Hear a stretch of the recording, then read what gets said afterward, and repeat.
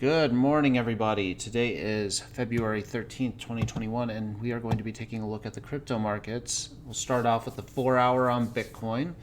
The 4-hour had a short trade activated about 9 hours ago, which is where you had a 2 going below 1 and breaking the body of these candles. Now, we didn't have a very profitable trade right now. You would still be slightly in the red if you were holding.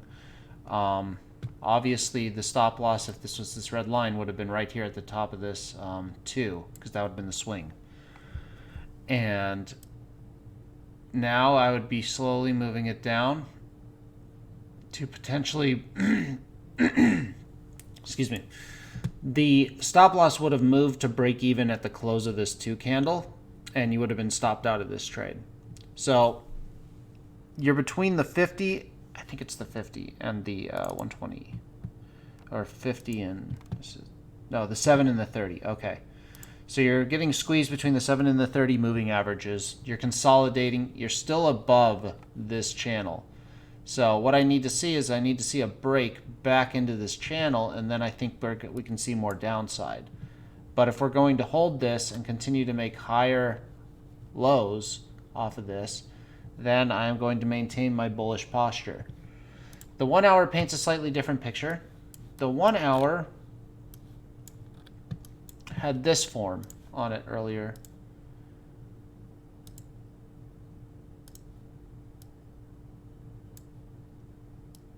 And as you can see, this little triangle right here did break down. And we have not been able to come back and retest it, but this trend line is toasted. Another thing to note is that there is a secondary trend line right here, which was broken and what looks like we are trying to retest, but we're being stopped by the moving average. So these are things to pay attention to. Where am I right now? My lines are still basically intact. I haven't really changed my posture on this. This yellow line is still right here. This red line, if this becomes the new high and we start trending down, this red line moves down to where this 3 is. This yellow line moves down to where this green line is.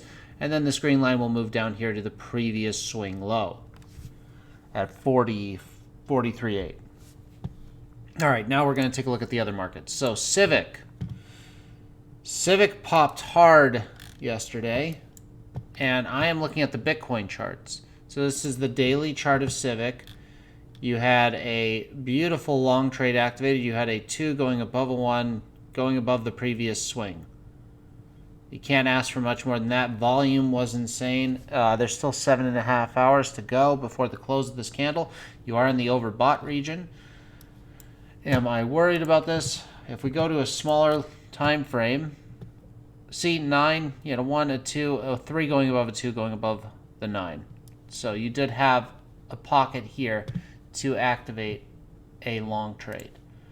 Now, assuming that this run up is finished for right now, where is a good retracement spot? Well, since we've broken out of the 236, I'm looking for the 382 as a back test. So it looks like our top came way too early, so we didn't end up with a, I don't think we're going to pull a 9, because 1, 2, 3, 4. So our 8 would have to print above 11.16, and our 9 will have to print above 11.16 as well. So we would have to start reversing immediately in order to print our 9 on this chart. One thing I do like the fact that the volume is dropping like a rock on this correction. That's a great thing. This is a more bearish than bullish candle. I would say this is a seller dominant candle right here. This candle is very nice and bullish. So there is resistance in this area. That is something to pay close attention to. I will expect some sort of formation to start occurring that's a little bit easier to deal with. All right, LBRY. LBRY is also Odyssey. They've been around for a few years. They have a video hosting platform. My content is mirrored on there. So I like to take a look at their chart because this is kind of the currency that's local to the platform. Daily chart. We're still in this bullish pennant. And Or, you know what, I'm just going to call it a symmetric triangle. This is just a symmetric triangle. So we're still inside the symmetric triangle. My posture is pretty simple. As long as we are inside this triangle, I am not a bull or a bear. I'm just thinking that we are in a consolidation phase. And once we break to either direction, then I will make a decision to either buy or sell. Now, I have sold most of my position right here at the 340 range. Let me see where I was at. We're going back daily. I think I took my profit right around here.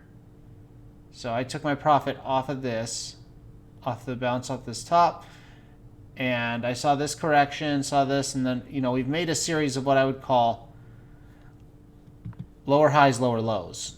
So we're still at a lower high. Can we make a lower low? We can't really make a lower low off this trend if we want to keep it intact. I don't see that being the case. So what I'm expecting here is potentially either the full rejection followed by a move to the downside and then a breakdown. The RSI is telling me to be bearish. Another cause for concern. So that's LBRY. Cardano has been tearing through pretty much all resistance points on the chart.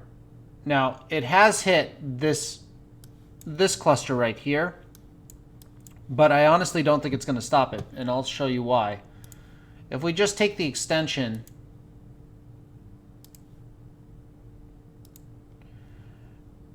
and we start looking, I don't think we hit the 1618. I think it's very likely that we are still going to try and hit this 1618.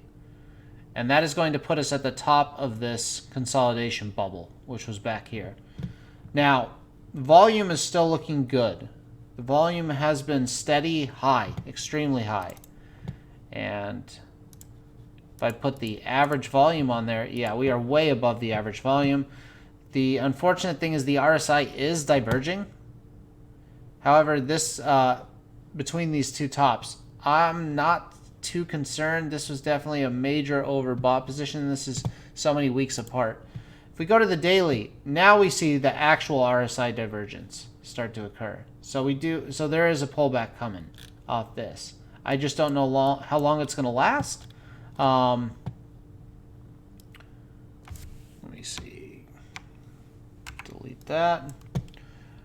Targets for pullbacks for entries.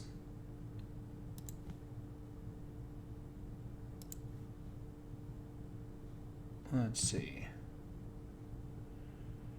So we're about down 10% as of right now. And target pullbacks are 1,500 Satoshis, 1,100 Satoshis, and then 700 Satoshis. So those are the pullback areas. I do like this structure, and here's what I mean. So we can start drawing, we can start fanning out these lines, these trend lines, to start giving us like a slightly better picture of what's happening. And you can see the acceleration in the trend. And so as long as we stay above this trend line right here, we're good. And this trend line's barely at 50 degrees.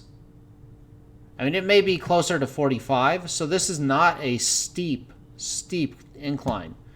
Like if it was closer to this,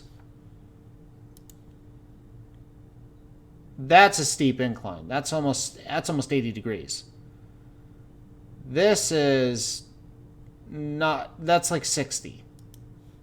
And I think we're good right now. So as long as we're above this trend line, this fanning structure, I'm okay with holding this asset until we start to see a breakdown underneath this, because then it's the question of, are we going to retest and then back test the top of this previous trend.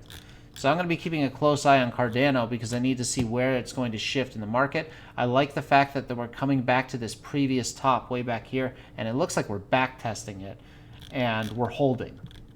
So that's the important thing. This is a bullish candle. Bullish, bullish, bullish, bearish. I've seen 3 bullish candles up in this area. Even if the volume is starting to decrease, that's still telling me a good sign. The RSI also has a trend that we can follow. And that is, as long as we are in above this area from this move up, we're okay. We can come back and touch this trend a few times. And then I can even draw it off the bottom as well, which is that. But I prefer to stay in this 55 to 70 range. I like this 55 to 70 range. It's bullish territory on the RSI. It's not in this overextended region. I don't like this trend line. I think if we bounce off this and we start making higher highs, we're gonna run into problems. We're gonna be having people FOMOing in. All right, so that's Cardano. Ethereum. Now, this is the Ethereum Bitcoin chart. Ethereum's been doing pretty good on the cash markets, and it's holding steady. This consolidation pocket, it's holding pretty good above there. However, the daily is where it gets a little bit more interesting. And that is, we are consolidating near the low after this drop off. Now that's, to me, and we're seeing the RSI start to stay lower and lower. This is a bearish signal for me. The volume's dropping off. The RSI is starting to basically decrease as you stay steady on price. It's consolidating at the low after a drop. These are not good signs. It's being rejected by this moving average. This starts to make me worried, seeing this type of pattern right here. And we're closing inside this area where this wick was. So back here there was strong buy support saying, no, we're going to hold the price, and then the price skyrocketed. Then we jumped 20%. However, now we've fallen. We're falling back into this dangerous zone right here, and my concern is that we are going to break down from here. That is a concern of mine. Now, luckily, we're holding the 382. So as long as we can hold the 382 and bust above this moving average, I'll change my posture and I'll become a bull again. But there's plenty of room on the downside on the RSI. You're outside of the bullish territory on it. A full correction to the 618 would be ideal, followed by a vast, like a strong bounce to the upside. However, if we break below the 618, then that takes out this entire area that we should have as support. And so I really don't want to see anything below this blue moving average right here, which I think is the 30? No, 50. So I don't want to see anything below this 50 period moving average. If we start going below this 50 period moving average, then I am going to be concerned. But until then, Ethereum is still in a bullish posture. It's still more bullish than bearish. We haven't traded below this swing down. We haven't traded below that, which is a good sign. The indicators are giving me a little bit of pause for concern, but I am okay with where we are currently at, and I think we can go one more leg to the upside. Do I think we're going to be back? Maybe we can get right here.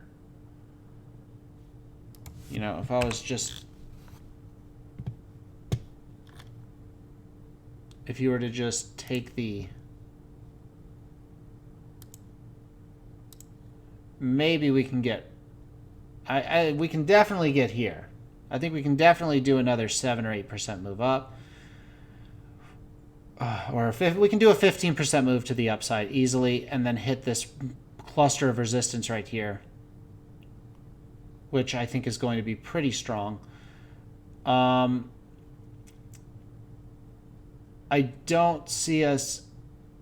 really don't see us getting all the way back up to these highs. Because if we are back into the 0.1 range on Ethereum, then you're looking at $4,000, $5,000 Ethereum right now. And if Bitcoin's 100K, then you're looking at $10,000 ETH. And I just don't see that that network having that value structure attached to it. I don't see that happening. We're going to take a look at Litecoin real quick.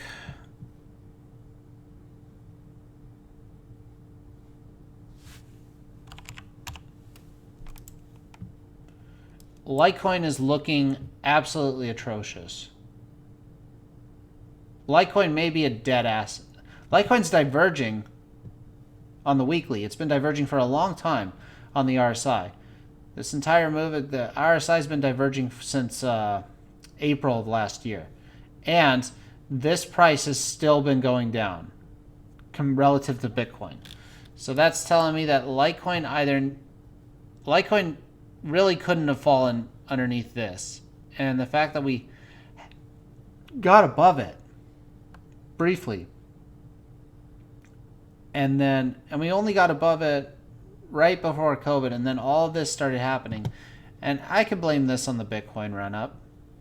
I can understand that, but Litecoin is just not competing with Bitcoin. We are seeing some large buying and selling in this cluster area. So that's interesting. Is there...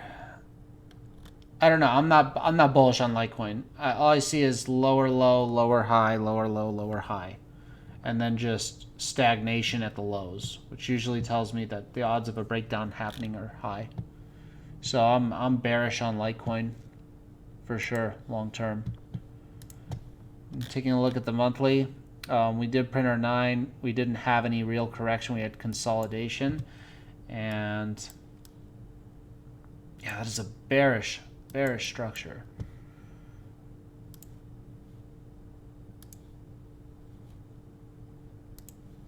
I mean,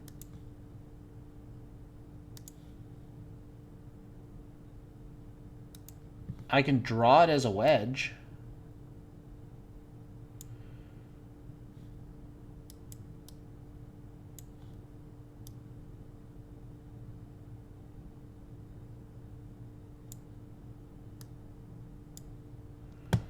But, you know, it's a bullish structure, but the time frame on this is so freaking massive.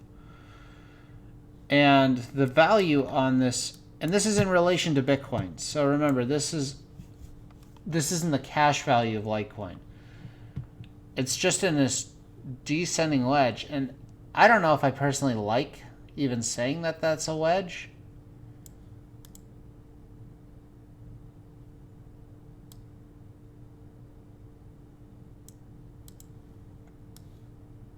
But that's as close as I can get. Like that's definitely my best fit. Now it doesn't. So if we can break above this descending trend line, I'll become a bull. I'll become bullish. Probably medium to short, medium term. I'll become a bull. So if we can get out of this, wedge structure, because we've rode the bottom of it for frickin' ages. If we can break above this descending line right here, then I think that, and back test it and go up, then I think that we can have another rise in Litecoin relative to Bitcoin. But outside of that, I just see this asset slowly trickling down lower and lower and lower. You know, it may be a $200 coin for all of time, but that's not going to compete with a good store of value. That's for sure. So that's my thoughts on the market so far. Hope everyone has a wonderful day, and I'll get this video uploaded earlier than yesterday. I got busy, and I will talk to you tomorrow.